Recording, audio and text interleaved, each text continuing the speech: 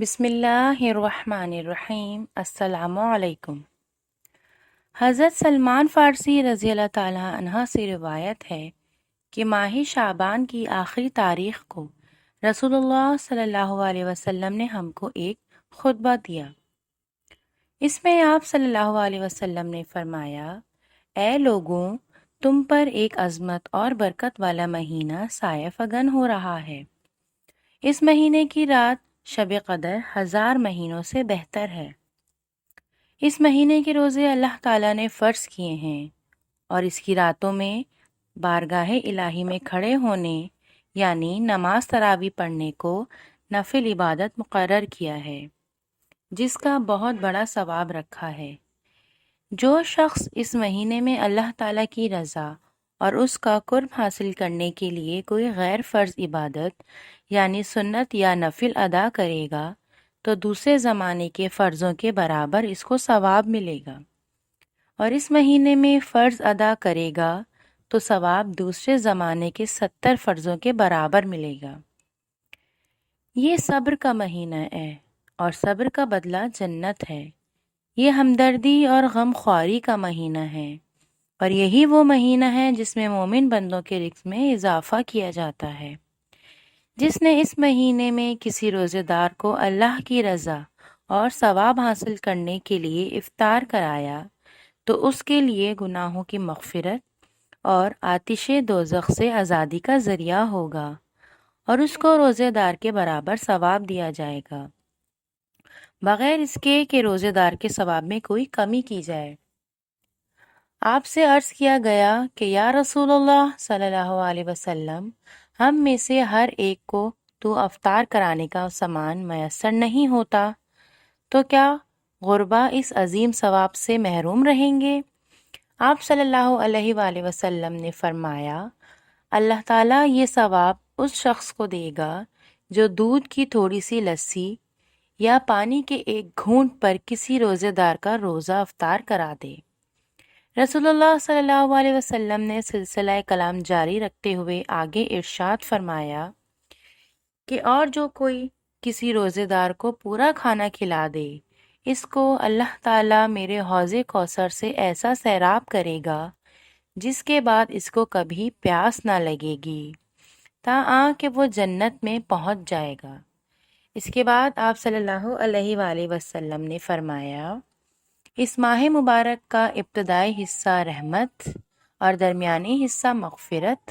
اور آخری حصہ آتش دوزخ سے آزادی ہے۔ اس کے بعد آپ صلی اللہ علیہ وآلہ وسلم نے فرمایا، اور جو آدمی اس مہینے میں اپنے غلام و خادم کے کام میں تخفیف و کمی کرے گا، اللہ تعالیٰ اس کی مغفرت فرما دے گا اور اسے دوزخ سے رہائی اور آزادی دے گا۔ حضرت ابو ہریرہ رضی اللہ تعالی عنہ سے روایت ہے کہ رسول اللہ صلی اللہ علیہ وآلہ وسلم نے ارشاد فرمایا، جو لوگ رمضان المبارک کے روزے ایمان و احتساب کے ساتھ رکھیں گے، ان کے سب گزشتہ گناہ معاف کر دیے جائیں گے، اور ایسے ہی جو لوگ ایمان و احتساب کے ساتھ رمضان کی راتوں میں نوافل یعنی تراویح تہجد پڑھیں گے، ان کے بھی سارے پچھلے گناہ معاف کر دیے جائیں گے، اور اسی طرح جو لوگ شب قدر میں ایمان اور احتساب کے ساتھ نوافل پڑھیں گے، ان کے بھی سارے گناہ معاف کر دیے جائیں گے۔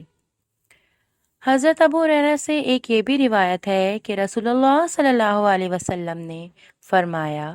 روزہ رکھا کرو، تندرست رہا کرو گے، اور روزہ سے جس طرح ظاہری و باطنی مضرت زائل ہوتی ہے، اس طرح سے ظاہری باطنی مسرت حاصل ہوتی ہے۔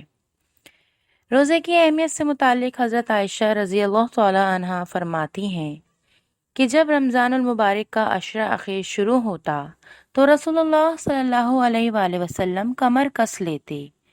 اور شب بیداری کرتے، یعنی پوری رات عبادت اور ذکر و دعا میں مشغول رہتے،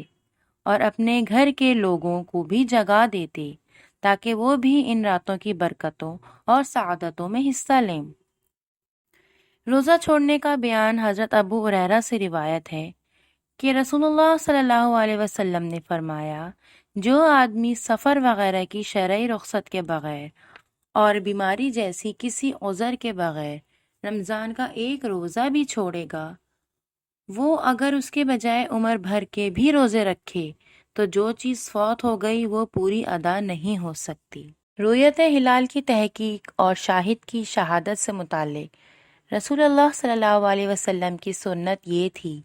کہ جب تک رؤیت ہلال کا ثبوت نہ ہو جائے یا کوئی عینی گواہ نہ مل جائے آپ روزے شروع نہ کرتے، جیسا کہ آپ نے حضرت ابن عمر رضی اللہ تعالی عنہ کی شہادت قبول کر کے روزہ رکھا، اور آپ صلی اللہ علیہ وآلہ وسلم بادل کے دن کا روزہ نہیں رکھتے تھے، نہ آپ صلی اللہ علیہ وسلم نے اس کا حکم دیا، بلکہ فرمایا جب بادل ہوں تو شعبان کے 30 دن پورے کیے جائیں۔ حضرت ابو ہریرہ رضی اللہ تعالی عنہ فرماتے ہیں کہ رسول اللہ صلی اللہ علیہ وآلہ وسلم نے ارشاد فرمایا، چاند دیکھ کر روزہ رکھو اور چاند دیکھ کر روزہ چھوڑ دو، اور اگر 29 تاریخ کو چاند دکھائی نہ دے تو شعبان کی 30 کی گنتی پوری کرو۔ سحری سے متعلق حضور اکرم صلی اللہ علیہ وآلہ وسلم کا ارشاد گرامی ہے کہ سحری میں برکت ہے، اسے ہرگز نہ چھوڑو، اگر کچھ نہیں تو اس وقت پانی کا ایک گھونٹ ہی پی لیا جائے، کیونکہ سحر میں کھانے والوں پر اللہ تعالی رحمت فرماتا ہے اور فرشتے ان کے لیے دعائیں خیر کرتے ہیں۔ افطار سے متعلق حضرت ابو ہریرہ رضی اللہ تعالی عنہ سے روایت ہے کہ رسول اللہ صلی اللہ علیہ وآلہ وسلم نے فرمایا، اللہ تعالیٰ کا ارشاد ہے، اپنے بندوں میں مجھے وہ بندہ زیادہ محبوب ہے جو روزے کے افطار میں جلدی کرے، یعنی غروب آفتاب کے بعد بالکل دیر نہ کرے۔ حضرت سلمان بن عامر رضی اللہ تعالی عنہ سے روایت ہے کہ رسول اللہ صلی اللہ علیہ وآلہ وسلم نے ارشاد فرمایا، جب تم میں سے کسی کا روزہ ہو تو وہ کھجور سے افطار کرے، اور اگر کھجور نہ پائے تو پھر پانی ہی سے افطار کرے، اس لیے کہ پانی کو اللہ نے طہور بنایا ہے۔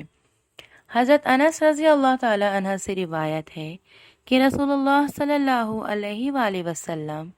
مغرب کی نماز سے پہلے چند کھجوروں سے روزہ افطار فرماتے تھے، اور اگر تر کھجوریں بر وقت موجود نہ ہوتیں تو خشک کھجوروں سے افطار فرماتے تھے، اگر خشک کھجوریں بھی نہ ہوتیں تو چند گھونٹ پانی پی لیا کرتے۔ رمضان المبارک کی راتوں میں قیام سے متعلق رسول اللہ صلی اللہ علیہ وآلہ وسلم نے ارشاد فرمایا، اللہ تعالیٰ نے رمضان کے روزوں کو فرض فرمایا اور میں نے رمضان کی شب بیداری کو تمہارے واسطے سنت بنایا۔ جو شخص ایمان کے ساتھ اور ثواب کے اعتقاد سے رمضان کے روزے رکھے اور رمضان کی شب بیداری کرے، وہ اپنے گناہوں سے اس دن کی طرح نکل جائے گا جس دن اس کو اس کی ماں نے جنا تھا۔ اللہ تعالی ہم سب کو رمضان المبارک کے روزے رکھنے کی توفیق عطا فرمائے اور اس مہینے کا پورا حق ادا کرنے کی توفیق عطا فرمائے، آمین، اللہم آمین۔ ملتے ہیں نیکسٹ ویڈیو میں۔ السلام علیکم ورحمۃ اللہ۔